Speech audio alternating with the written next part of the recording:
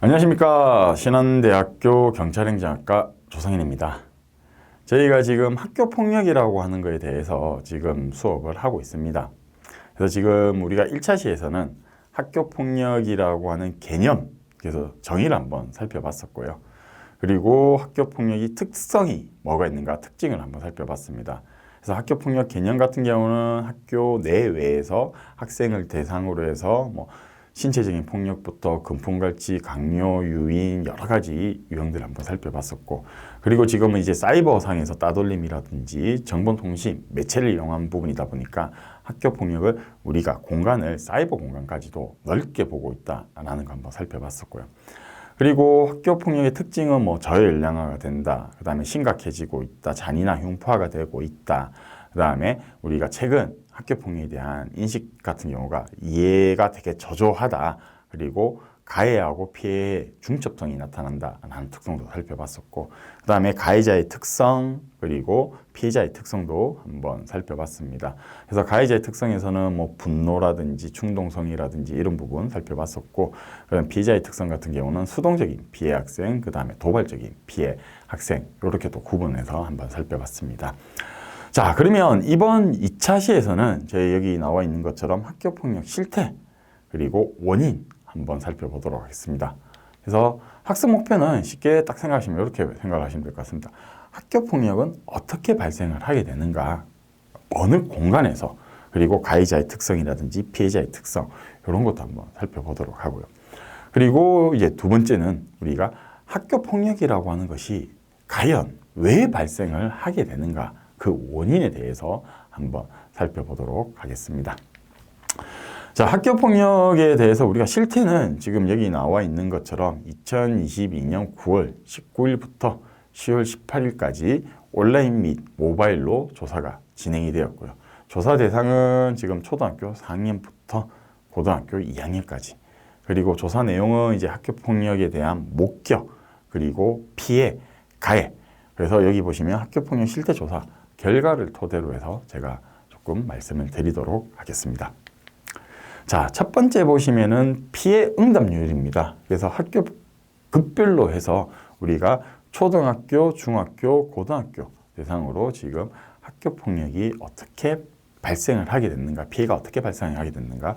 지금 여기 보시면 2019년 2차, 그리고 21년 2차, 2022년 2차, 그래서 지금 3주년을 토대로 한번 살펴보니 19년에서 21년 사이는 약간 감소를 했습니다. 감소를 했는데 불구하고 21년에서 22년 요 사이에는 조금 지금 증가를 하고 있는, 학교폭력 피해가 조금 증가를 하고 있는 추세다라고 보시면 될 것 같고요.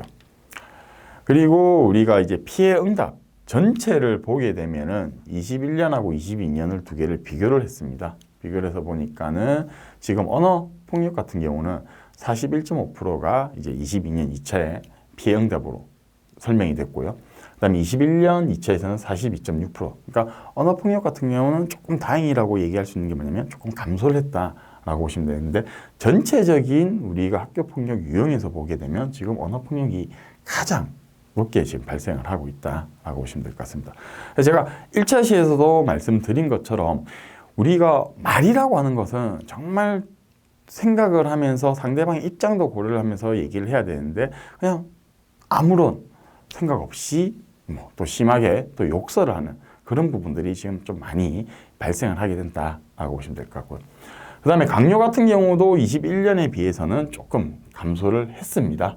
그리고 금품갈취도 그렇고요. 근데 이제 신체적인 폭력 같은 경우는 21년보다 22년에는 약 3% 가까이, 한 2.8% 정도 됐는데 지금 좀 증가를 한 추세라고 보시면 될 것 같고요. 그 다음에 성폭력도 지금 현재 한 2% 가까이 지금 증가를 했던 추세로 나타나고 있습니다. 그리고 사이버 폭력은 지금 많이 조금 감소를 했던 부분 중에 하나고, 스토킹은 지금 21년이나 22년이나 동등하게 지금 5%로 나타나고 있습니다. 그리고 집단 따돌림 같은 경우는 조금 아쉽게도 증가를 했던 특성이라고 보시면 될 것 같고요. 이거를 이제 학교 급별로 이제 살펴보게 되면 초, 중, 고 이렇게 이제 나눠서 보게 되면은 언어폭력 아까 우리 보신 것처럼 제일 높게 나타나고 있고요. 그리고 초, 중, 고에서도 보면 전체적인 학교 폭력 유형 중에서는 가장 지금 높게 나타나고 있다라고 보시면 될 것 같습니다. 그 다음에 강요 같은 경우가 지금 초등학교에서 5.6%, 오히려 지금 초등학생에서 더 많이 강요가 지금 발생을 하고 있는 추세고요. 그리고 고등학교, 중학교 선. 그래서 우리가 뭐 금품갈치에서도 보고 지금 딱 알 수 있는 것 중에 하나가 뭐냐면 우리가 학교폭력 특성에서 저연령화가 되었다라는 부분들을 이런 부분으로도 통해서도 우리가 조금 파악을 할 수 있다라고 보시면 될 것 같습니다. 그다음에 신체적인 폭력은 거의 좀 비슷하긴 한데 이제 고등학교 그러니까는 진학을 하면 할수록 신체적인 폭력이 조금 더 높게 제시가 되고 있는 거고요. 그다음에 성폭력은 초등학생 때는 되게 조금 낮은 추세인데 고등학교, 중학교는 상당히 지금 높은 비율로 나타나고 있습니다.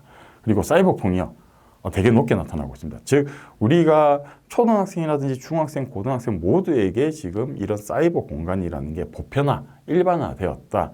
그러면서 사이버상에서 폭력이라고 하는 것이 자주 발생하게 된다라고도 알 수가 있는 거고요.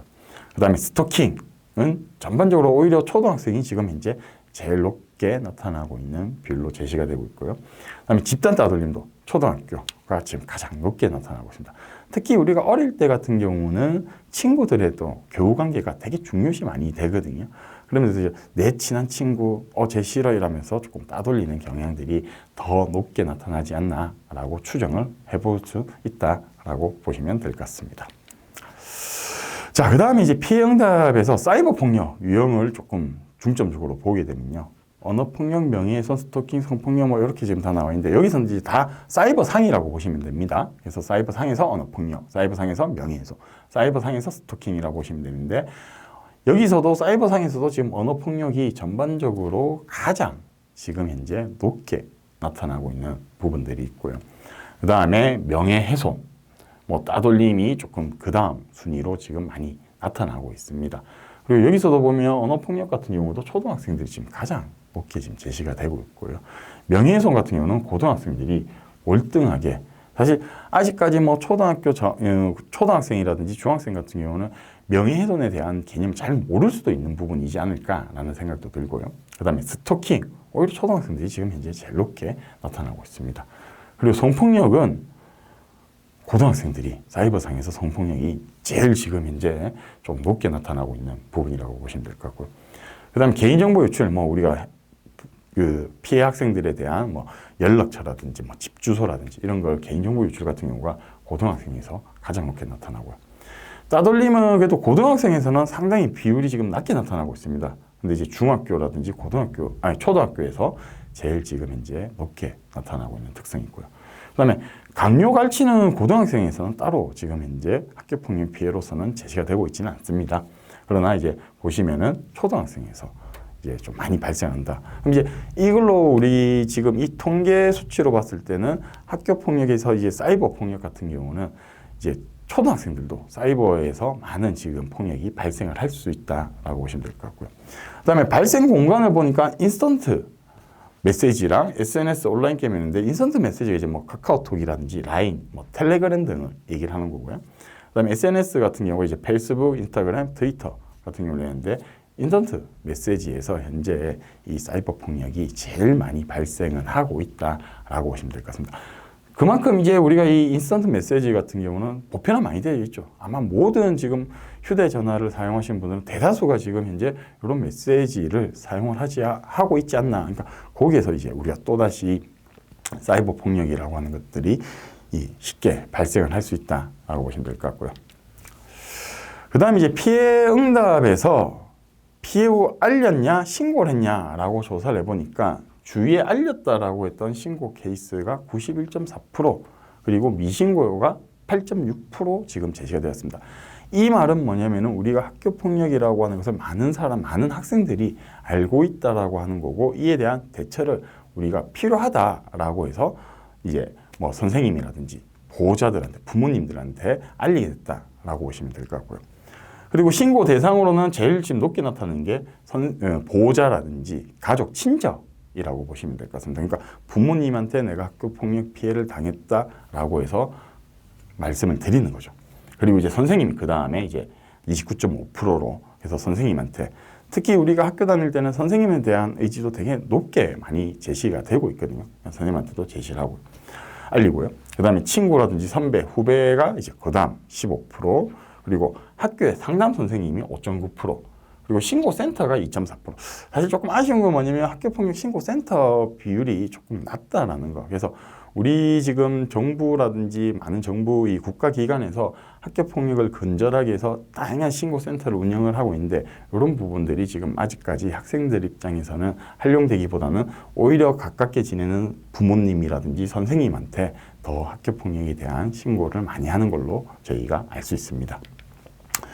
그 다음에 이제 가해입니다. 저희가 지금까지 봤던 거는 피해라고 생각을 하시면 될 것 같고요. 그 다음에 가해를 보시면은 마찬가지로 초등학교, 중학교, 고등학교인데, 마찬가지로 우리가 피해에서도 보면은 19년 2차에서 21년 2차까지 좀 감소를 했었거든요. 그리고 21년 2차에서 22년 2차까지 조금 증가를 했습니다. 마찬가지로 가해에서도 보면 똑같이 지금 초등학교, 중학교, 고등학교 다 감소를 하다가 조금 증가를 하는 추세가 나타나는 게 좀 아쉬운 부분이고, 그리고 이제 가해 응답을 한번 살펴봤습니다. 응답을 살펴보니까 가해 이유는 장난이나 특별한 이유가 없다라고 하는 게 44.5%로 가장 지금 높게 나타났습니다. 그러니까 이제 특히 친구들, 우리가 학교를 다닐 때는 이 친구랑 친해지고 싶은데 친해지는 계기, 방법을 잘 모르다 보니까 툭툭 장난을 치면서 친해지려고 하는 그런 특성들도 많이 나타나는 거죠. 근데 이제 피해 학생 같은 경우는 그게 되게 힘든 부분으로 나타나기 때문에 우리가 또 그런 부분도 한번 확인을 해 봐야 되지 않나 싶고요. 그 다음에 이제 피해 학생이 먼저 괴롭혔기 때문에 내가 가해를 저질렀다라고 해서 24.9%로 나타나고 있고요. 그 다음에 피해 학생과 오해가 있거나 의견이 달려서가 10.3%로 지금 제시가 되고 있습니다. 그리고 피해 학생 행동이 난 제가 그냥 행동하는 자체가 좀 마음에 안 든다라고 하는 게 7.7%로 지금 제시가 되고 있고요. 그리고 가해를 그러면 학교폭력을 이때까지 저질렀는데 왜 그만두게 됐냐라고 물어보니까 지금 제일 높게 나타나고 있는 부분이 뭐냐면 나쁜 것임을 알게 되어서, 그러니까는 가해를 저지른 학교폭력 가해를 저지른 학생들도 그걸 안다는 겁니다. 이런 행동을 하고 나면 이게 내가 나쁜 행동이구나 라는 걸 알게 된다는 거죠. 그래서 그나마 이걸 조금 더 우리가 예방 정책으로 많이 활용하는 것도 가장 효과적이지 않나라고 볼 수가 있는 거고요. 그 다음에 예방 교육을 받고 나서도 지금 보면은 전체적으로 학교 폭력을 중단했던 케이스들이 높게 지금 제시가 되고 있습니다. 그리고 선생님하고 면담을 하고 나서도 또 지금 현재 이 높은 순위로 제시가 되고 있고요. 그 다음에 이제 보호자가 걱정하거나 혼내서, 그러니까 이제 부모님과의 유대라든지 애착 관계도 되게 중요시되는 부분 중에 하나라는 거죠. 부모님이 걱정할까봐 또 혼나서도 있겠지만은, 그리고 피해 학생하고 하해하고 친해져서도 지금 이제, 그러니까 우리가 학교 폭력 가해를 무조건적으로 처벌하기보다는 또 우리가 같은 공간에 있기 때문에 학교 폭력 피해 학생하고 가해 학생하고 또 회복적인 우리가 이런 하해하는 부분도 필요하다라는 것도 저희가 조금 알 수 있는 부분이지 않나라고 보시면 될 것 같고요. 그 다음에 피해 학생이 싫다라고 해서도 그만두는 케이스가 나타나고 있었습니다. 즉 그러면은 우리가 피해 학생 같은 경우도 그만둬 하지 마라고 해서 강력하게 의사 표시를 하는 것도 중요하다라고 보시면 될 것 같고요. 그 다음에 친구나 선배가 후배가 말려서 경찰에 신고돼서 조사를 받아서 요거는 좀 낮은 케이스로 지금 제시가 되고자 있다라고 보시면 될 것 같습니다. 그래서 여기서 보게 되면 친구 선후배보다는 오히려 선생님이라든지 보호자의 영향들이 더 크다라는 것도 알 수가 있는 부분 중에 하나라고 보시면 될 것 같고요. 그 다음에 이제 저희가 목격을 한번 살펴보겠습니다. 왜냐면 아까 제가 말씀드린 것처럼 학교폭력 피해랑 가해를 지금 저희가 살펴봤거든요. 근데 가해하는 학생들은 피하는 학생들의 피해를 입은 학생들한테 그냥 친해지고 싶어서 아니면 장난치고 싶어서 갈 수도 있는 거고, 그 다음에 피해를 받는 학생은 별거 아닌데도 불구하고 피해라고 응답을 할 수도 있는데, 목격을 우리가 살펴보게 된다라고 하면 가해랑 피해랑 목격을 세 가지를 다 확인을 한다라고 하면은 학교폭력의 전체적인 전반적인 흐름이 어떻게 흘러가는가를 조금 더 명확하게 알 수 있는 부분이라고 보시면 될 것 같습니다. 우리가 피해랑 가해에서도, 학교폭력 피해랑 가해에서도 보면은 19년 2차에서 21년 2차까지 감소를 했다가 21년 2차에서 22년 2차까지 조금 증가를 했습니다. 마찬가지로 목격에서도 보시면은 전반적으로 초등학교, 중학교, 고등학교가 감소를 하다가 증가를 하는 특성으로 나타나고 있다라고 보시면 될 것 같고요. 그리고 이제 목격 시 어떻게 대처를 했는가라고 물어보니까 지금 19년 2차, 21년 2차, 22년 2차 이렇게 지금 보시게 되면은 한 65%에서 68% 요 사이까지가 돕는다든지 신고를 많이 해줬다라고 보시면 될 것 같습니다. 그래서 뭐 위로하고 도와줬다가 제일 지금 높게 나타나고요. 그 다음에 가해 학생을 말렸다. 그 다음 순으로 나타난 게 주변 어른들에게 알리거나 신고를 했다. 즉 뭐 선생님이라든지 보호자라든지 아니면 뭐 경찰한테 신고를 해서 알렸다라고. 그래서 우리가 목격을 하는 학생들이 같이 동조를 하기보다는 오히려 피해 학생들을 더 도와주려고 했던 부분들이 많이 나타나는 것은 사실 좀 긍정적인 변화라고 볼 수가 있을 거고요. 같이 괴롭혔다라고 하는 추세는 그러니까 동조라는 거죠. 지금 우리가 학교 같은 경우는 뭐 초등학교부터 고등학교까지 보면 한 반에 많은 학생들이 이제 생활을 하진 않거든요. 뭐 저희 학교 다닐 때 60명 가까이 학생들이 한 반에서 생활했다라고 하면 지금은 20명 내외, 뭐 조금 많으면 25명 정도까지 이제 학생들이 학교 생활을 하는 걸로 알고 있는데 학생 수가 작다 보면은 학교 폭력이 피해가 있으면 혹시 나도 피해를 당할까 봐 동조하는 문제들이 많다라고 언급이 되고 있지만 그래도 지금 비율 자체는 상당히 낮게 나타나고 있다라고 보시면 될 것 같고요. 근데 사실 아무것도 하지 않았다는 응답도 되게 많이 지금 제시가 되고 있습니다. 즉 혹시 나도 같이 또 피해를 당할 수 있지 않나라고 해서 동조는 하진 않지만은 그래도 그냥 옆에서 가만히 관찰하고 이런 부분은 사실 조금 변화돼야 되지 않나라고 보시면 될 것 같고요. 그 다음에 이제 목격 시 심리가 어땠냐라고 물어보니까는 도와줄 수 없어서 속상했다. 어떻게 해서든 도와주고 싶었다. 가해 학생에게 화가 났다. 즉 공감을 하고 있는 능력들이 보면 19년 2차, 21년 2차, 22년 2차에서 보면 전반적으로 지금 조금 높게 나타나고 있습니다. 그래서 한 68%에서 72%요 사이에서 그러니까는 이 학교 폭력이라고 하는 것이 잘못됐다라는 것들을 우리가 목격한 학생들이 알고 있고 근데 공감을 많이 해주고 있다라고 보시면 될 것 같고요. 그다음 나도 당할까봐 무서웠다. 참 안타까운 이제 응답이지 않나라고 보시면 될 것 같고요. 피해 학생 자체가 왜 가만히 있냐, 방어하지 못하냐라는 좀 답답함도 호소되는 부분들이 있었고요. 그냥 별 생각이 없었다라고 하는 제시도 조금 상당히 높게 나타났다라고 보시면 될 것 같습니다. 대신 이제 전반적으로 한 70% 가까이가 전체적으로 피해 학생에 대한 공감이 있다 보니까 우리가 또 이런 부분들을 조금 더 활용을 한다라고 하면 학교 폭력이라고 하는 것이 나중에 추후에는 점차 계속적으로 감소를 하지 않을까. 그래서 근절이 되는 부분도 나타나지 않을까 생각이 되고요. 자, 그리고 학교 폭력 예방의 효과성을 한번 살펴봤습니다. 조사해서 보니까 학교 폭력의 효과적인 예방 활동 뭐냐라고 물어봤을 때 예방 및 대처 방법 교육이 지금 현재 제일 높게 나타났습니다. 저도 그런 생각을 하거든요. 제가 한번 이제 저희 자녀들, 그러니까 초등학교를 다니고 있는데 아이들을 데리고 산에를 가니까 산에 쓰레기가 막 떨어져 있는 거를 아이들이 목격을 했습니다. 그러면서 이제 아이들이 아빠, 선생님이 저렇게 산에다가 쓰레기를 버리면 지구가 아파하는데 저렇게 버리면 안 되는데 라고 얘기를 하더라고요. 그럼 자기네들이 막 죽는 걸 보면서 사실 저도 막 등산을 가면서 쓰레기를 먹어서 죽을 생각은 한 번도 사실 하지는 않았거든요. 가만 생각해보니까 저도 어렸을 때 쓰레기를 버리면 지구가 아파한다는 것을 학습을 했는데 점차 나이가 들어가면서 그거를 사실 그냥 좀 등한시했던 것 같습니다.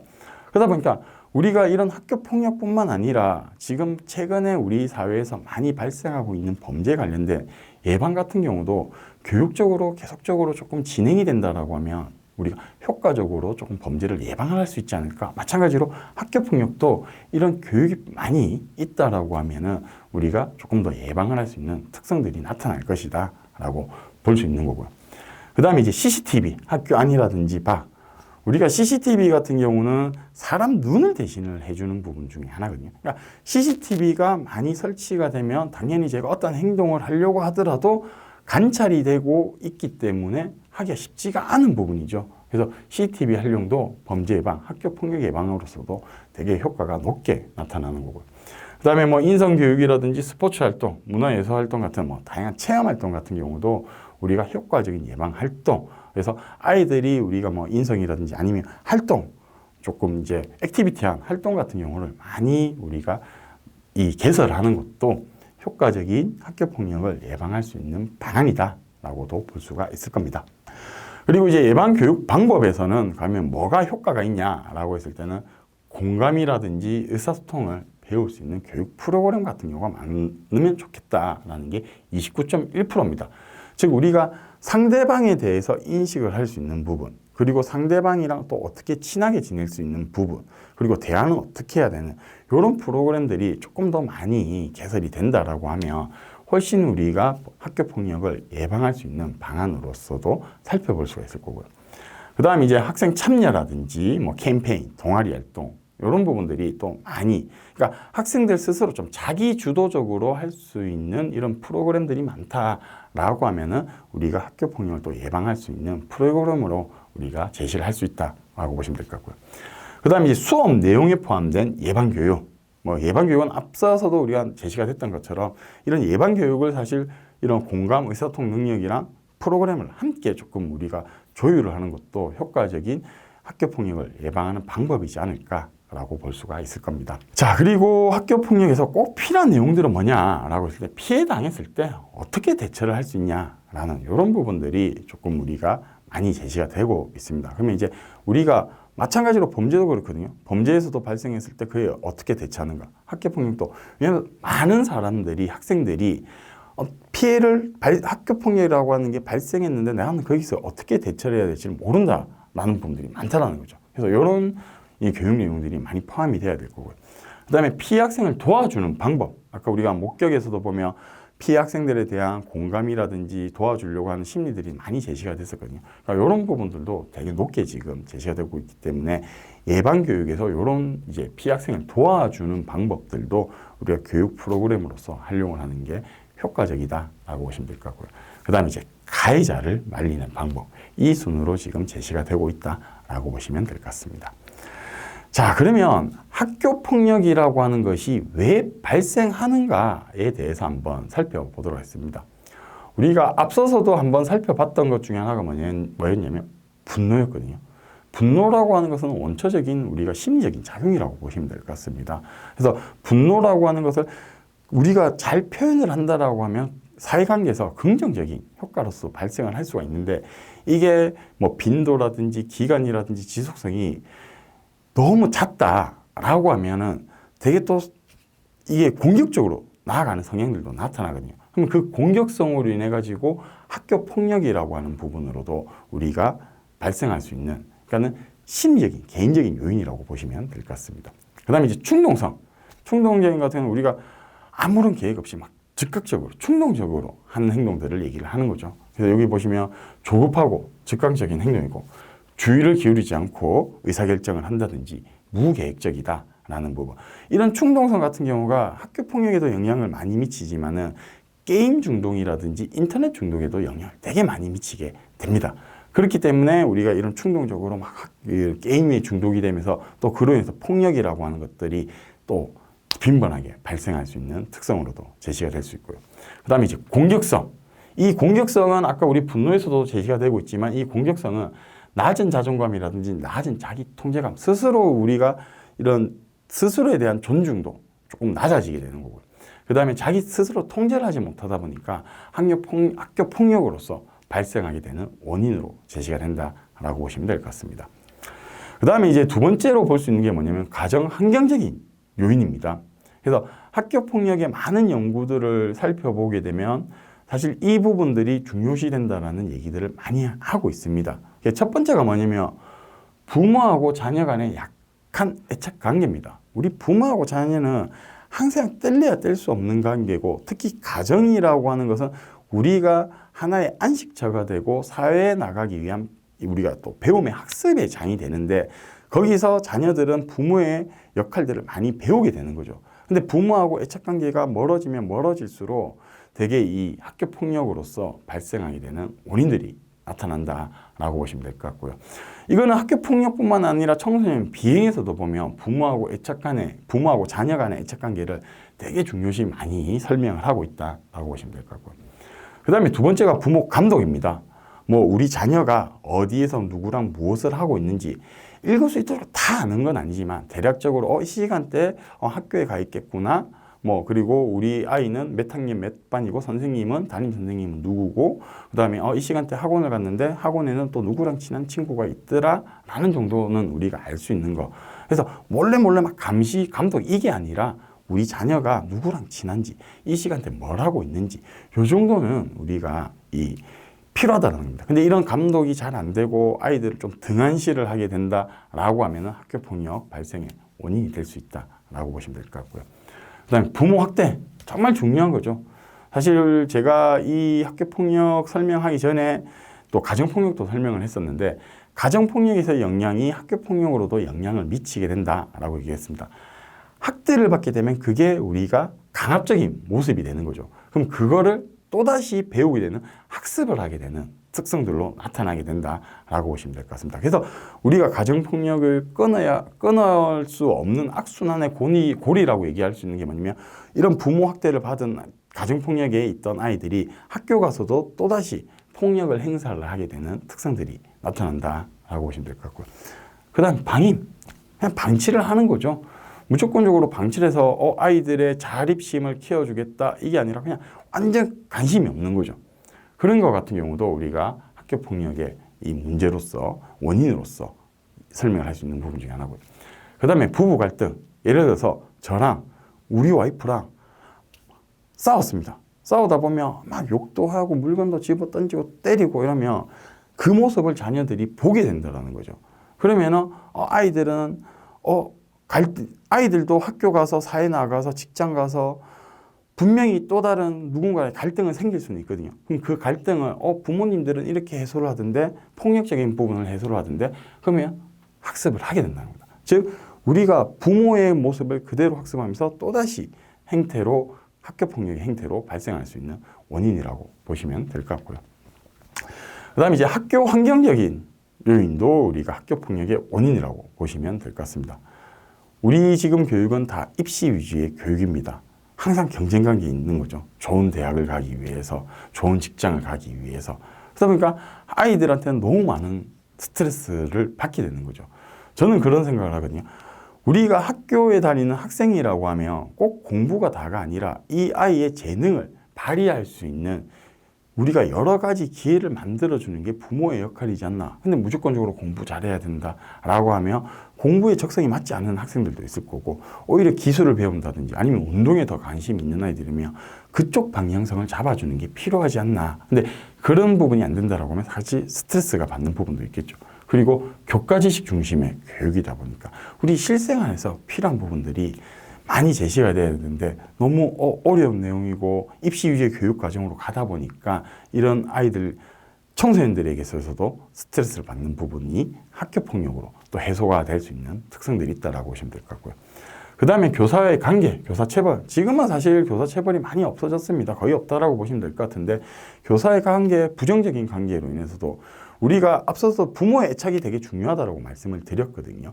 교사의 애착과도 되게 중요시 됩니다. 그러니까 저 같은 경우도 고등학교 3학년 때 담임 선생님이 제 진로에 대한 방향성을 잘 잡아주셨거든요. 그래서 지금도 보면 아직까지 제일 고마운 선생님 따지면 저는 고등학교 선생님, 고3 때 담임 선생님 생각을 하게 되는데 이 교사의 관계도 우리가 이런 학교 폭력의 원인으로 제시가 될 수 있는 부분 중에 하나고요. 그 다음에 교육당국의 대응 정책. 우리가 학교 폭력이 발생하게 되면 이거를 축소를 한다든지 은폐를 하려고 하는 부분들도 많이 나타나거든요. 이런 부분도 대응 정책 같은 경우도 조금 더 우리가 개선이 돼야 되지 않나라고 볼 수 있는 거라고 보시면 될 것 같습니다. 그 다음에 이제 사회 환경적인 요인.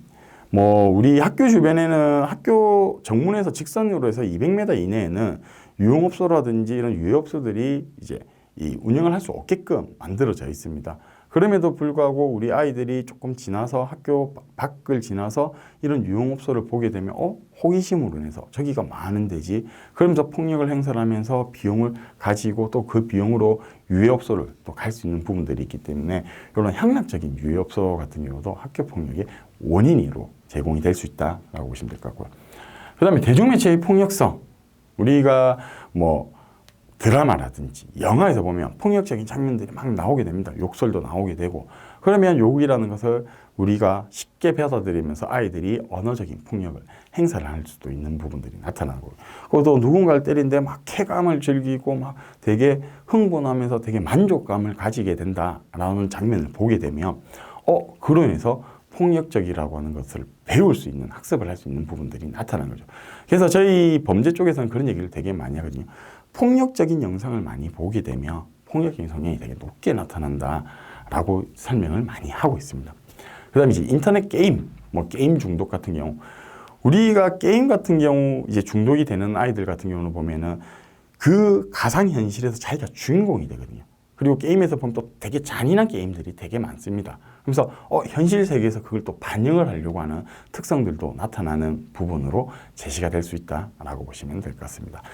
지금 저희가 학교폭력 실태를 살펴보고 그리고 그에 따른 원인을 한번 살펴봤습니다. 근데 학교폭력 원인은 저희가 뭐 개인 심리적인 요인부터 해서 가정적인 요인, 그 다음에 학교 환경적인 요인, 지금 보신 사회 환경적인 요인까지 살펴봤는데, 어느 특정한 요소로만 학교폭력이 발생한다는 것이 아니라 이런 요인들이, 여러 가지 요인들이 중첩이 돼서 발생하게 되는 특성이 있다라고 보시면 될 것 같습니다.